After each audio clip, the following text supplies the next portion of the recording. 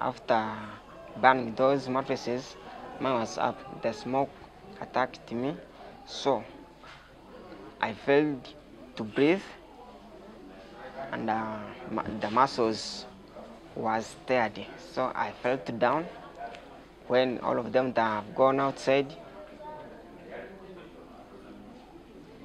they had something falling down. They came back, two came back to see what has fallen down. They saw me, they saw someone sleeping there. Then as soon as I'm sleeping down on the wall, so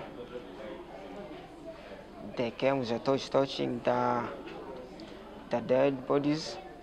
I used axes and hammers to break the door.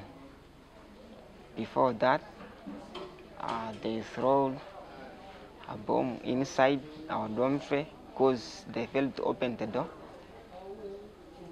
I was the first student who saw that bomb, and I was. UPDF still continues to follow them, and we are in the bushes there, and we are so sure that soon we are going to catch up with a number of them, and we think so far it has been a good effort. The only thing that we pray from Ugandans, especially the people in Kasese here and Bondwe, is that everybody should be alert. These things happened unknowingly, but we suspect security is an aspect of.